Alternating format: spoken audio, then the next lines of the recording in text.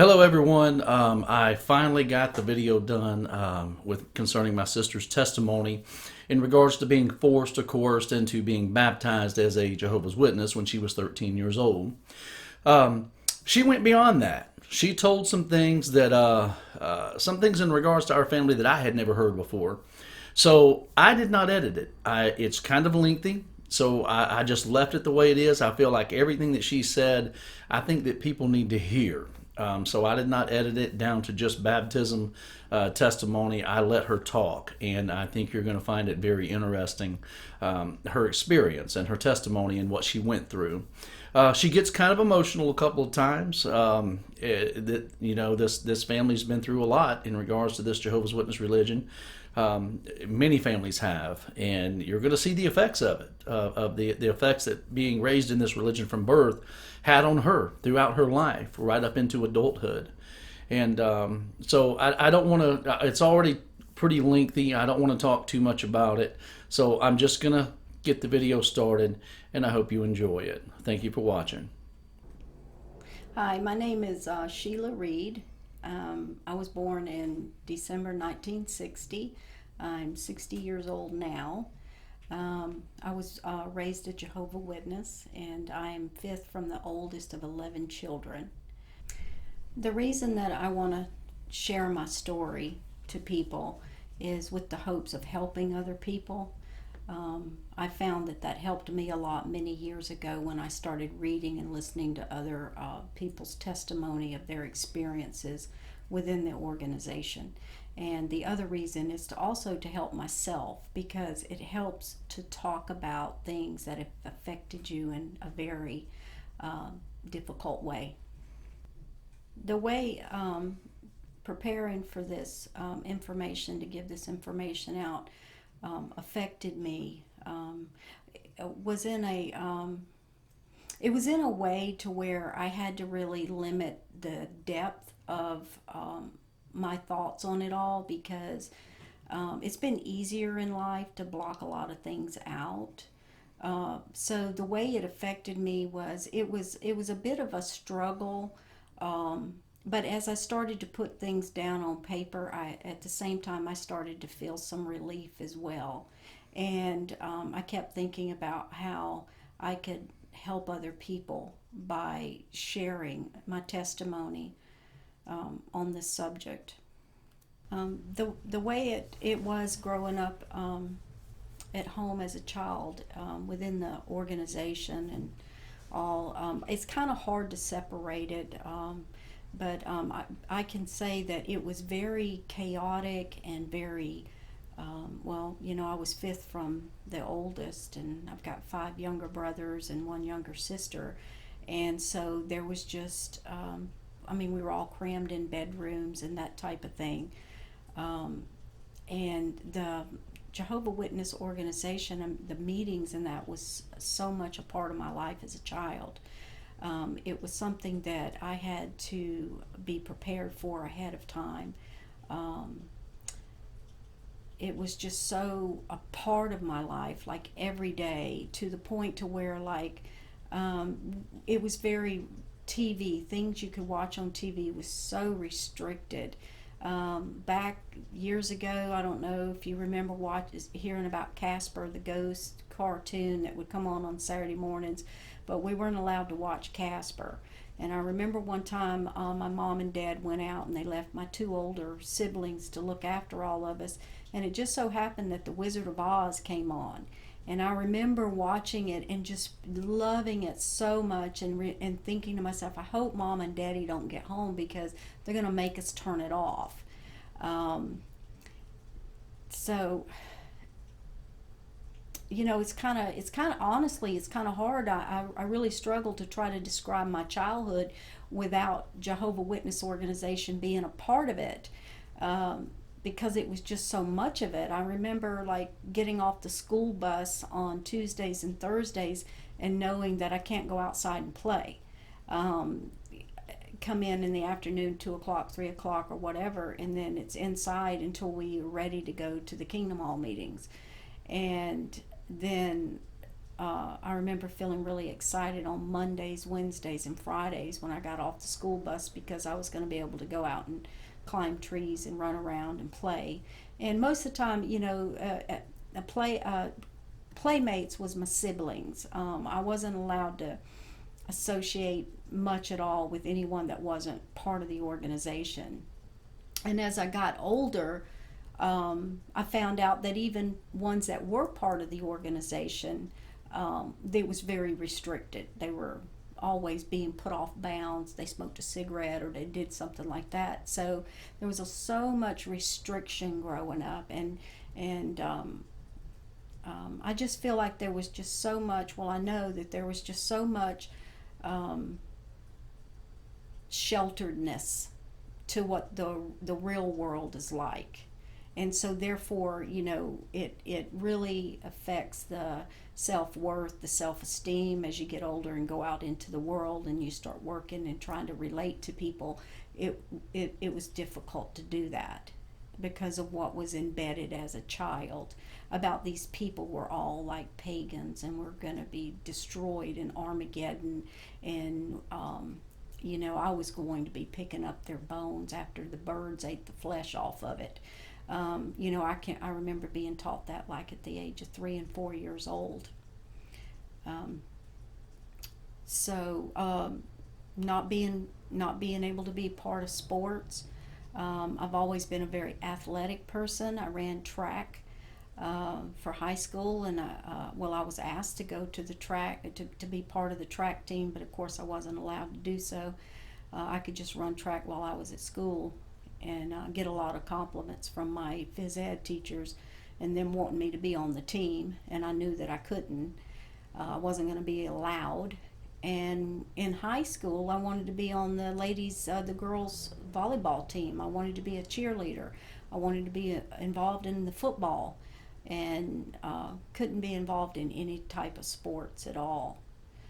It was going to take away from the Kingdom Hall and my focus on God's soon coming new order to this world. My memories, earliest memories as a kid, as a Jehovah's Witness, I was probably around the age of 3, and I remember laying on the floor with my sister, and we were doing a family Bible study, and we were sharing a book for the study, and the book was, I call it the Paradise Book. I don't know if that's the official name for it, but I remember flipping through the pictures and Daddy asking us different questions, and I remember the pictures were pictures of people falling into earthquakes, and it was pictures of skeletons. And I remember us being taught that there's so many wicked and pagan people on the earth that doesn't want to serve God, and that we are the meek ones that are going to be here to inherit the earth, and that we're going to be the ones that are going to clean up their bones after the birds take the flesh off. I do remember that, and I remember having to go to these dreaded long hour Kingdom Hall meetings, Thursday night, 2 hours, and being told that if I fall asleep, me or any of my siblings fall asleep during it, we're going to get a whooping for it. And I remember getting a whooping for falling asleep. And 2 hour long meetings on Sunday mornings. And I remember just dreading it so bad. And then Tuesday night book study for an hour, and it was a book that I could no way understand as a small kid. And it was just like, oh my goodness, talking about the fall of Babylon the Great and all this other stuff. And I think what happened with me is I just put like a blinder on everything. I just kind of shut things out and just sat through it because I didn't have a choice.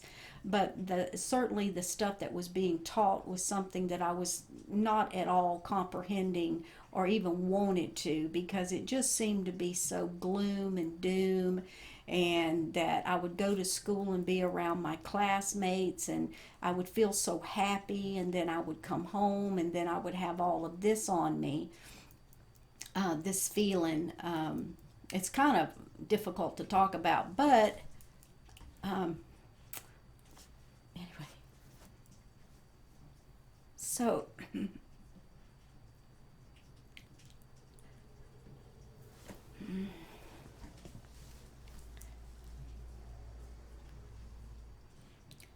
so as I got a little bit older, uh, into my teenage years, I remember telling myself that I'm gonna leave when I can legally do so at the age of 18. I'm getting out of this. And I remember starting to think that at the age of 15. And I remember sitting in my front yard by myself and thinking I only have like another 2 years to go or whatever. I was a very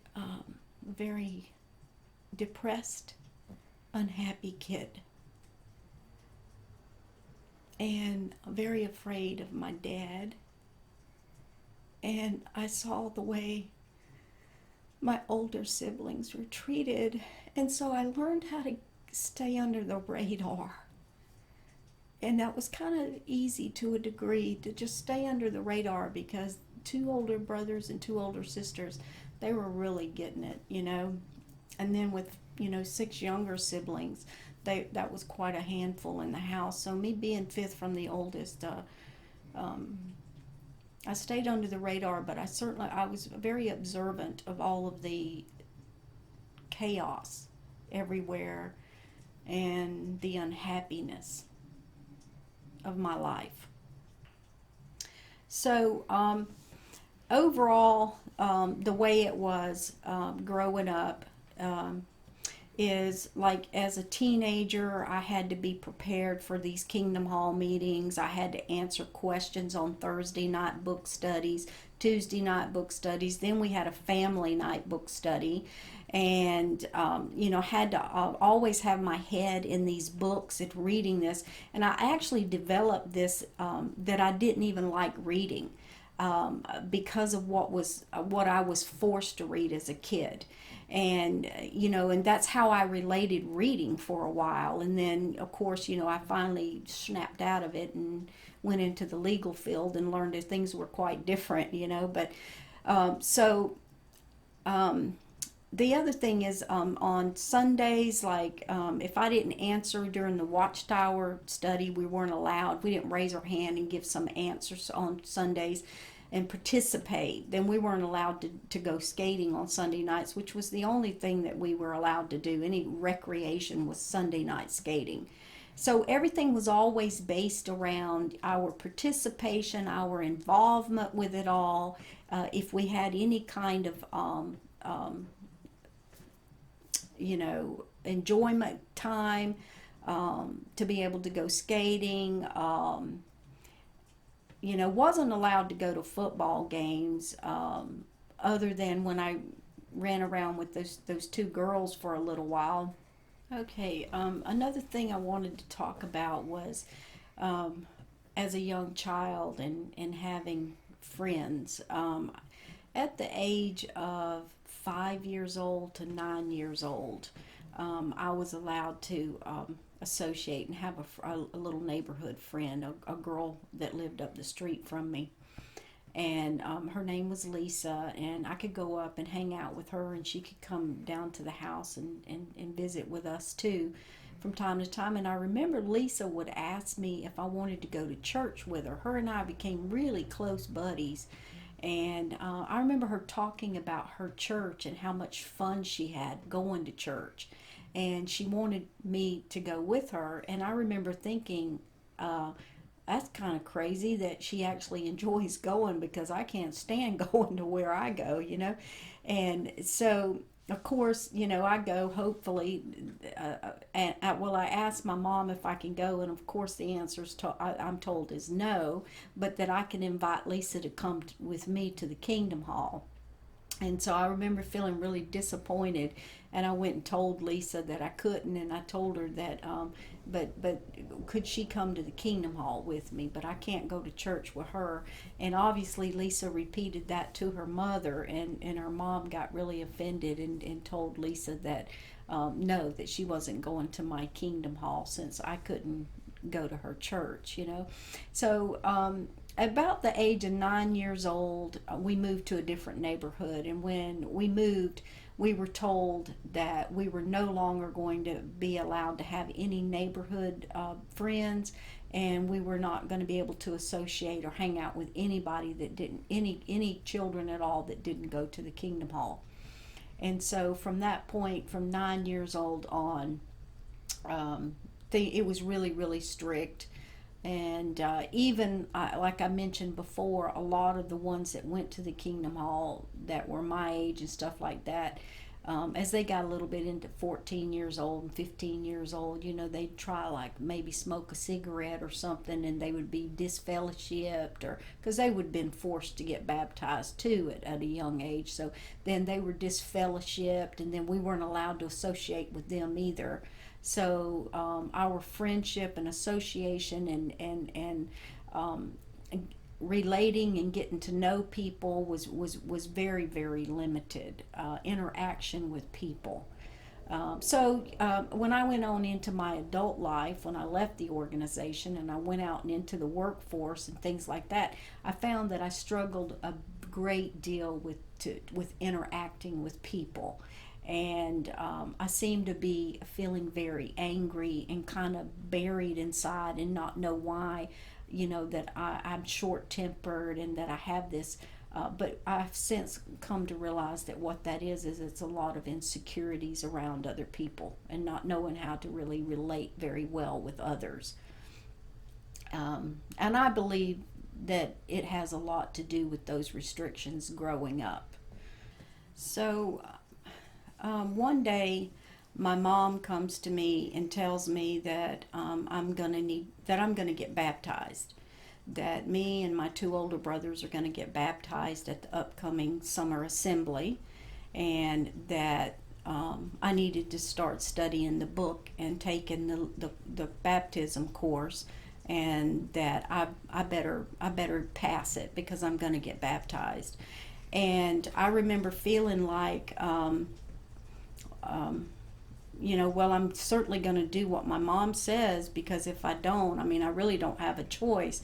But as far as baptism went, well, I was told, you know, that I was old enough to make that decision, to commit myself to God, dedicate myself to God, and that if I don't do so, that I'm gonna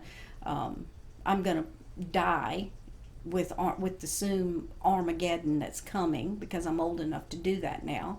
And so I started having to study the book and get ready, and having to go through that hour's book study after I'd already gone through a 1 hour book study on Tuesday nights. Then I had to sit with my two older brothers and go through another one and answer questions and stuff. And I remember it just being such a struggle. First of all, I could care less. I really wasn't interested in what I was studying, but I had to do it. And I remember feeling very worried or concerned about my brother, especially my older brother Ricky, because he had such a hard time reading, and he was forced to do that. And I remember being afraid for him, that he wasn't going to get through the course and what was going to happen to him. So as far as, you know, making the decision to get baptized myself, I didn't do that. I was told that I was going to get baptized. I didn't. I still haven't gotten baptized today, other than being forced at 13.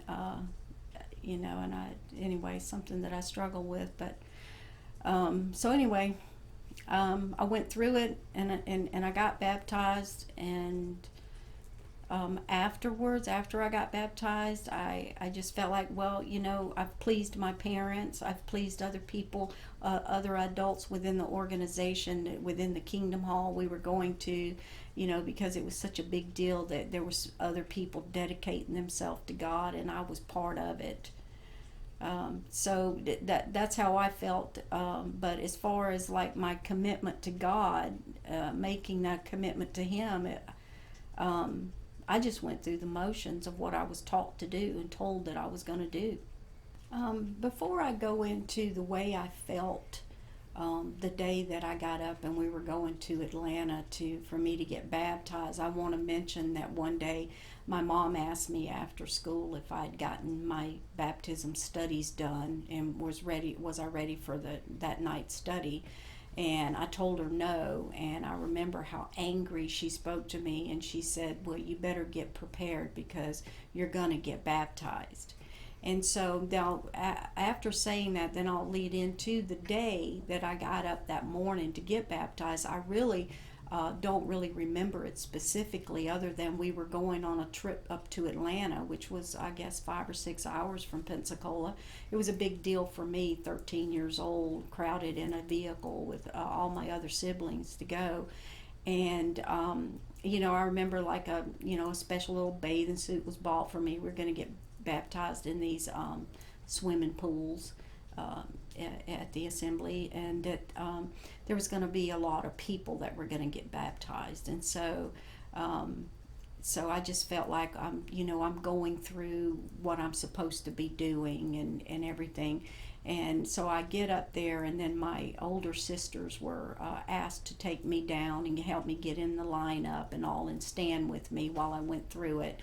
And so they did, and talked to me about how proud they were of me as well, and what I was doing and stuff. They were just coached by the parents. But anyway, so I just go up and get into the swimming pool. I get baptized, get ducked under the water all the way and back up again and come out. And to me, it was just like, okay, well, I've achieved what my parents wanted me to do, and now I'm not going to have to study that book anymore. I'm not going to have to go through all these steps. I've done it.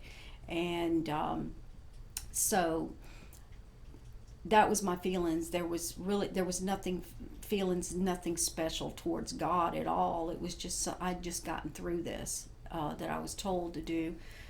And then after that, now I was a baptized Jehovah's Witness. I was reminded of that quite often, and that I had a lot of younger siblings that I needed to set examples for, and other younger people within the Kingdom Hall we went to, and I was baptized. I had to set this example. So, I was feeling like even more of this restrictions, and I on eggshells, pins and needle kind of feeling. I'm going to do something wrong.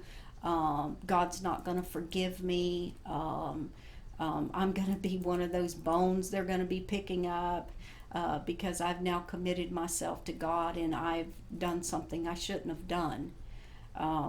And so that, at the age of 13, going through those thoughts. And then as the years went on into 14 and then into 15, by the time I reached 15, I got a part-time job working at night, and I was able to escape from the Kingdom Hall meetings other than on Sunday mornings.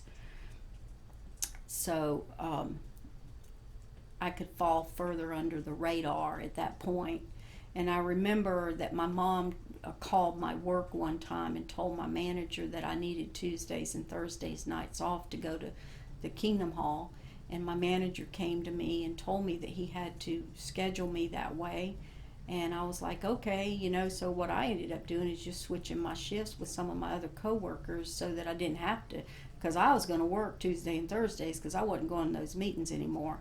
And so I only got stuck going on Sundays, and I was able to avoid going out and what they call going out in field service, knocking on the doors. And that's something I hadn't mentioned earlier. That was something that I had to do as a child.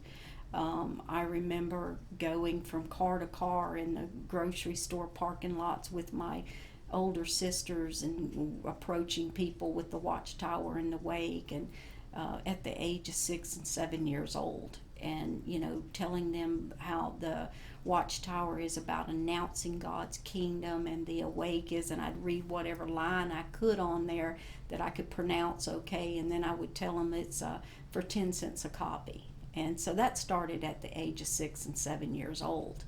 So more about my life after baptism. I went, into the teenage years, and I came into contact with a couple of girls that went to another Kingdom Hall that I was allowed to hang around with a lot. And I started hanging out with them at the age of 14.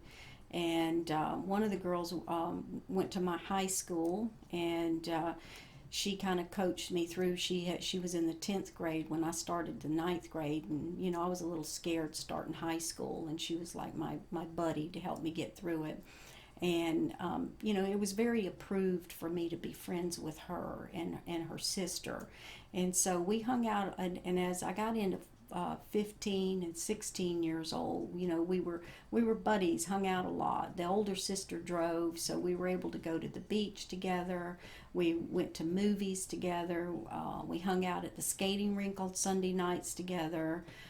We became really close in that close to 3 years. And during that time, when I was about the age of 15, I started seeing one of these, a Jehovah Witness boy, that this other girl I was hanging out with, she was dating his older brother, and that's how I started seeing him. And so we kind of ran around together for about 3 months, them were dating or whatever, and then I wanted to break up with him. So I broke up with him, and the reason that I broke up with him was I never really wanted him to be my boyfriend. I was just always so restricted. I couldn't go anywhere or do anything, and I ended up being kind of like the third wheel, and he was the third wheel too, and that's how we became boyfriend and girlfriend. And so after about 3 months, I broke up with him.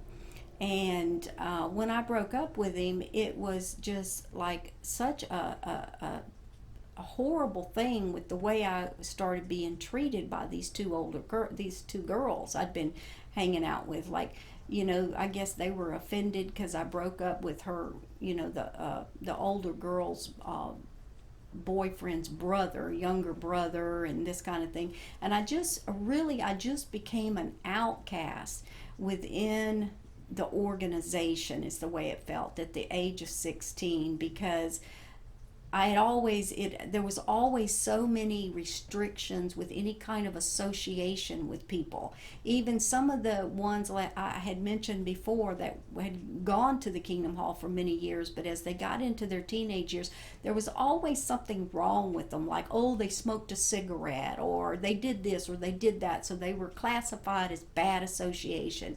So the friendships were very, very limited. And so I had become really close to these two girls. And when this happened with breaking up with the guy, then I became lost.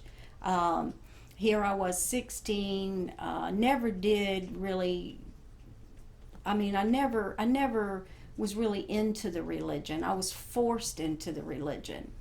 So when that relationship ended, and I was now an adult at 16, I felt how lost I was. And I never did forget that when I turned 18, I was getting out of it. And I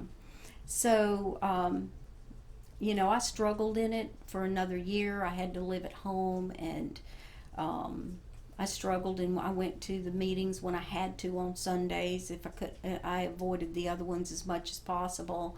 And then right after my 17th birthday, I met my first husband, and that's when I left the organization at 17.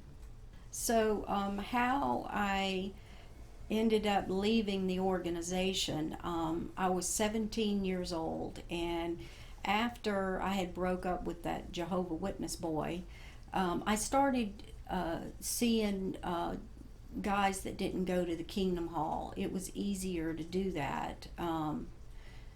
It was much easier. And so I met a guy that become my husband, and I was 17, and I had always planned to leave before I'm at 18, but it's time to get out of Dodge because I was pregnant. And So, tried to do the right thing and talk and asked Daddy if we could get married. Didn't tell him that I was pregnant. I knew that he would jump on me physically because I'd seen him do that with my older sister.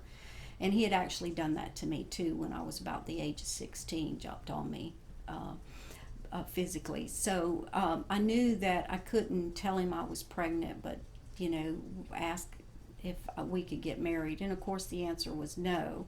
And so the only other way to get out of it all was to run away from home. And so the guy that I was seeing, he had moved away from Pensacola to where he was asking me to come up to Georgia and that we could get married there, as with me being 17. And I don't know, I'm just going off of what people are telling me. And so I agreed that what I was going to do, the best thing to do was to pack a couple of paper bags and get on a Greyhound bus and meet him in Chattanooga, Tennessee. And then my dad couldn't have him charged with kidnapping me or whatever they wanted to say at that time, running away with a minor. And so the plan was that I would leave the house that day and tell my mom I was going over to spend the night with his grandparents, and they knew that he was in Tennessee, so they wouldn't have a problem with that. And so I just loaded up a laundry full of basket and acted like I was going to do my laundry while I was gone. And the grandparents agreed to take me to the Greyhound bus station that night. And so that's what we did. And I got on that bus and had about, seemed like 24-hour ride on that bus, but it probably was close with a Greyhound, even though it was from Pensacola to Chattanooga. But I remember it was all night long with 2 brown paper bags is all I had. And I knew I had to go that way. And so my plan was, when I got there, which is what I did, is I called my sister at work because my mom and dad didn't have a home phone, and I didn't want to talk to my mama anyway and tell her. I wanted my big sister to do it, and so I called her at work and I told her, I said, Diane, I'm pregnant and I'm in Chattanooga and Tim and I are getting married. And I said, so if you could tell Mom and Daddy. And so I remember Diane telling me how that worked out for her. And so, later my mom and dad came to their senses and realized that Sheila's left home and she's going to be a mom, and, there's nothing we can do about it. And so my life with my husband was such a relief to I remember just not having to go to those meetings anymore. And I lived like 8 hours from my siblings, my younger siblings. And I remember thinking about them and being concerned about what all they were going through. And I remember at one point, I purposely stayed away from my parents because there was always, if I ever came home to visit for a little while, there was all this guilt trip that was put on me about how I had left the organization and how I was setting examples for my younger siblings, and that that I need to think about those things. And I was reminded about how I was a baptized Jehovah Witness, and how important it was that me directing my younger siblings in a bad way, the way I was going to be looked at by God for doing these things. So there was all this guilt and all this shame when I came home. And so I didn't visit my mom and dad too much when I came into town. I tried to get my younger siblings and take them with me to the beach or take them somewhere and do my visiting that way. My dad would never even talk to me anyway, and you could never have a conversation with him. And then my mom, honestly, she just always seemed to be in the bed and not feeling well and hiding, and it was just, that was even before I left home. She was in the bed a lot. So saying she had a migraine, she can't go to the Kingdom Hall with us that night. Daddy's going to take us. And I now, as an adult, got older. I realized what was going on with my mom. She was very trapped herself, and having to go along with him, or because my dad would get very violent, physically violent towards her. I saw that quite a few times as a kid. I saw my dad get really violent with one of my brothers one time because he couldn't pronounce the words in the Bible.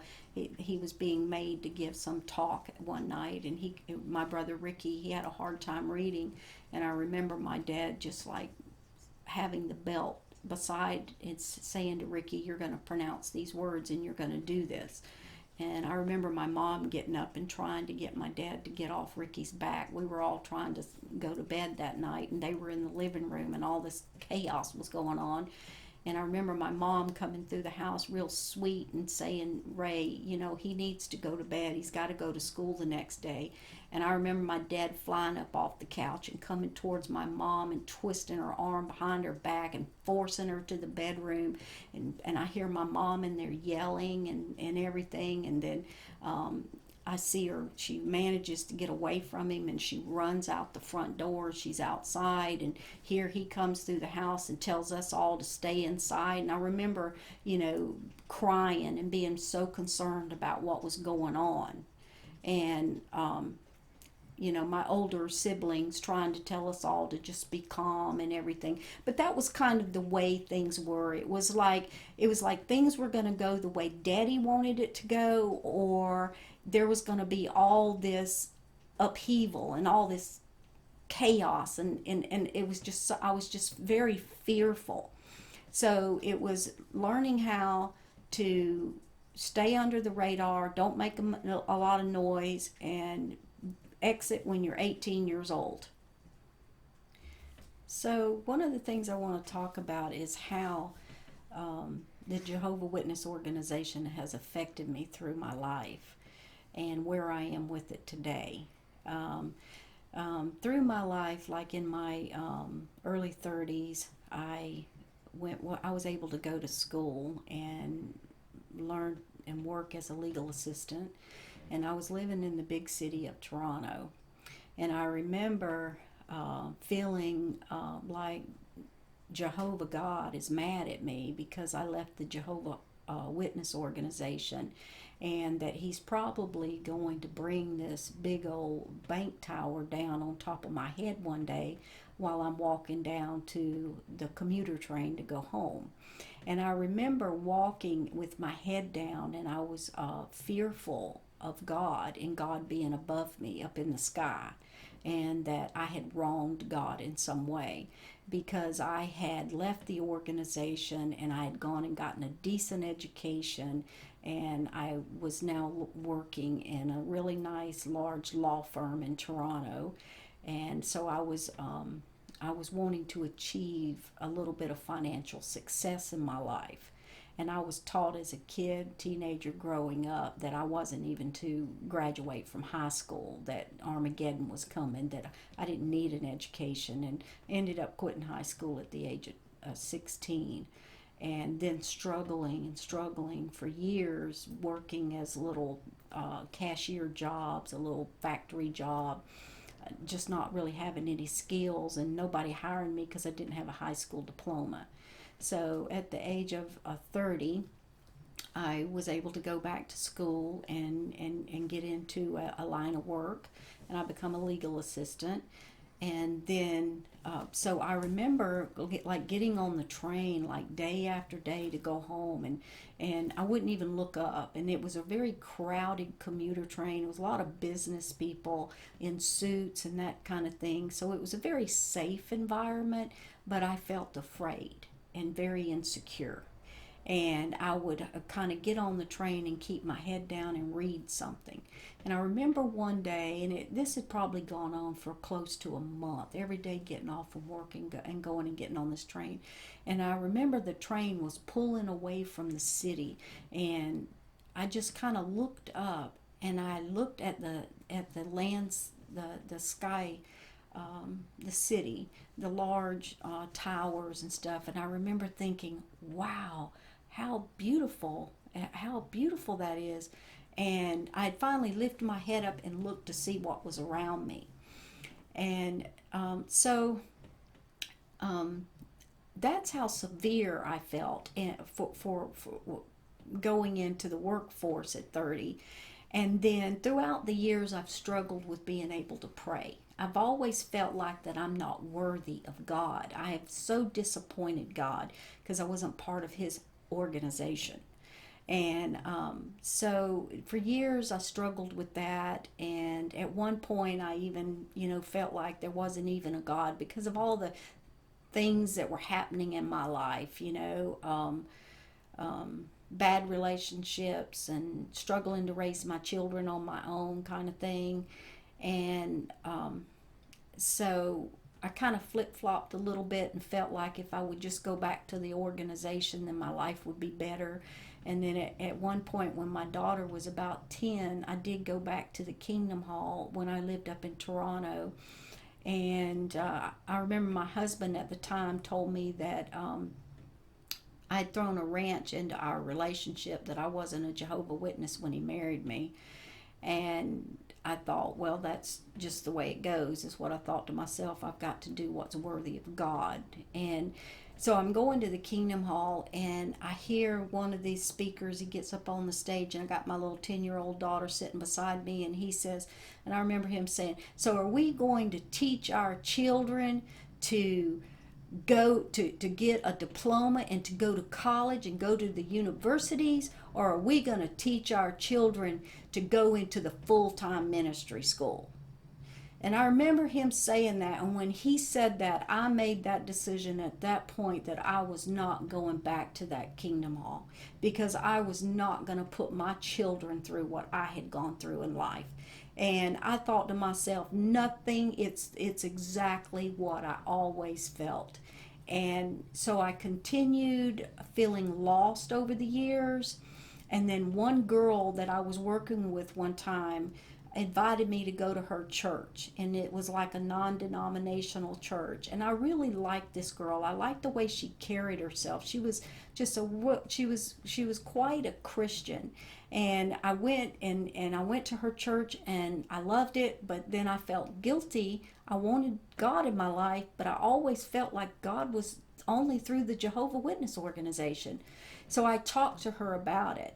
And she came to me one day at work, and she handed me a book, and she said, I want you to read this book. And I looked at that book, and that book was called The Kingdom of the Cults. And I remember thinking, is demons getting ready to jump all out of this book? But I liked her so much. I flipped open that book, and I started looking at it while I was at my desk, and I saw there was a chapter in there about Jehovah's Witnesses, and it scared me. But I felt so lost, and I needed answers. So I read that book. I read that chapter. And it opened my eyes to a lot of things. And then in the early 90s, when the internet got real popular, I started going on the internet at night and searching things about the Jehovah's Witness organization. And I saw tons and tons of stuff on there about ex-JWs and their testimonies. And their testimonies lined up with exactly what I had experienced through my life and what I'd seen my mom go through, the way my brothers were treated. And my mom used to tell me that it was just the people that we were involved with in the area that we were in. And I believed it. I didn't know any better. But when I started reading the testimonies and seeing the things that were worldwide within the organization, the way people are treated and done, and I started realizing what I had been raised in. And so it was quite an eye opener. And so now I am going to a non-denominational church. I've learned that Jesus is who I need to pray to, who I need to talk to, and that I am very accepted by God, and that God loves me, and He wants to hear my prayers, and He's there for me. So I don't live in this gloom and doom anymore. Jesus is the answer. Jesus is the answer in my life. So I tell my story because I want to help other people to find Jesus, to find the truth about God. And if you have any questions and doubts in your mind about the organization that you're involved in, you need to pray to Jesus Christ to lead you in the right direction. And don't be afraid of Jehovah like they have taught you to be. That Jesus is love, and He is the answer.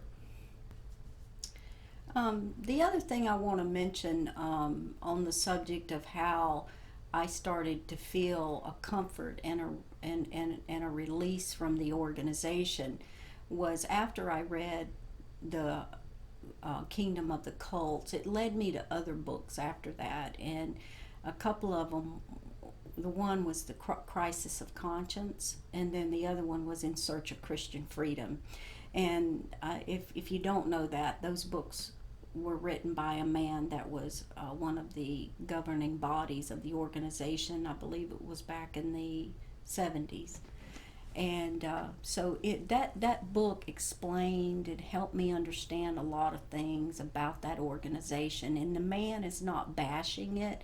He's just telling his experience and the truth about it.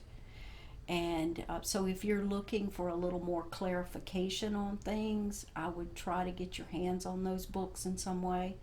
And so the other thing I want to mention is, if I could say something to the leaders of that organization today, what would I say to them? First of all, the first thing that goes through my head is it wouldn't do any good, because a lot of these leaders, they're on their own agenda. They're prideful at where they are. It's all about their ego and being a part of this organization and what title they carry. And a lot of people, within the organization don't realize that. The prideful, the egotistical ones that are there, they're so judgmental. If you went with them and you tried to tell them some truth about how they're misleading people, you're going to mess up their life. They're not going to want to hear the truth. They're making their life in this. So what would I say to them? What I have said to them, which is nothing.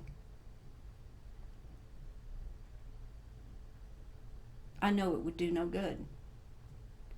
So what's important is that I have found Jesus Christ. I have found my answer, and that's where my peace is. And I just feel for these people. And the best thing to do is to just pray for them, because they're being so misled, and they're misleading so many other people, and they're destroying so many people's lives. They're stealing so much of life from people. So I hope that this helps someone out there by hearing my testimony. And I hope that if you've experienced similar things, that one day you'll tell your testimony and help others as well.